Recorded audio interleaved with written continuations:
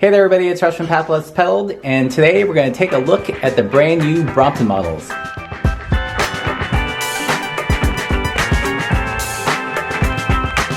I'm going to head over to Clever Cycles and take one for a spin and tell you what we think.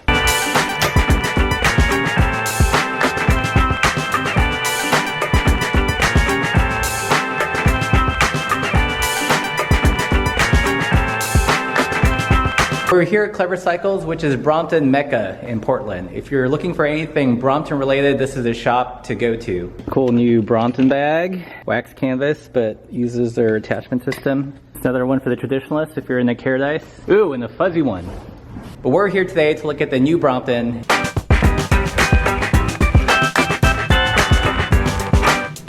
So this is Brompton with all the upgraded features. This one's in a really cool stealth black colorway. There's no big changes with the fold. There's lots of like small refinements. The first thing you'll notice compared to the older Brompton is that this height is actually a little bit shorter and this part is a little bit longer, so aesthetically it's a little bit more balanced, and it supposedly adds more stiffness to the ride, so less flex from having a really elongated handlebar. Perhaps the biggest change of the newer Bromptons is the placement of the shifter. The older ones, if you remember, the shifter is placed so that you activate it with your thumb on the top. They move the shifting mechanism to the bottom, so it kind of resembles a mountain bike thumb shifter without the trigger portion, just merely the thumb. And on the left here, there's actually a little icon, so plus or minus. This tells you if you're on the higher gear or the lower gear. The older ones had a tendency to feel a little cheap. And there's a little bit of play that's always, a little off-putting to some Brompton users. But this year,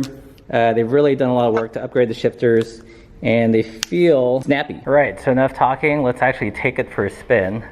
I'm gonna move my old Brompton out of the way. Bye.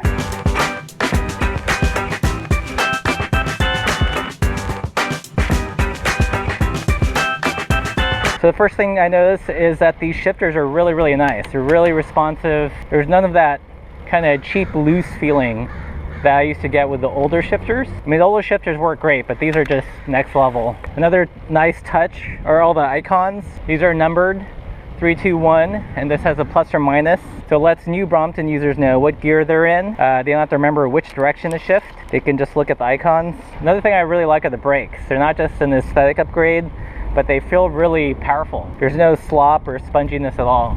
And these grips are awesome too. I hated the grips on the older Bromptons. They felt really cheap, but these are a nice touch. So I just got back from a quick test ride with the new Brompton, and I have to say the refinements are really, really nice. It's not a huge evolutionary change. It's more about refining the componentry that they already had. The shifters are a definite upgrade in my opinion. They feel less cheap. And I really appreciate the icons on the shifters. For new Brompton users, it can kind of be confusing to shift the Brompton because there's no kind of instruction about whether you're shifting into lower gear or a higher gear. But with the icons on the shifter, it makes it perfectly clear. Another big surprise were the brakes. I mean, it's not just an aesthetic upgrade, but they feel a lot more responsive and firm. Definitely a lot more responsive and snappy in the controls than the older Brompton that I have. So that's it for our quick look at the brand new Brompton. If you're interested in touring on a Brompton, we actually wrote an ebook all about that. After checking out the new Brompton, our recommendations for fully loaded touring on a Brompton are still good. You can check that out on our website. If you have any questions, leave those in the comments below. If you found this video useful, give it a thumbs up, and don't forget to subscribe, and thanks for watching.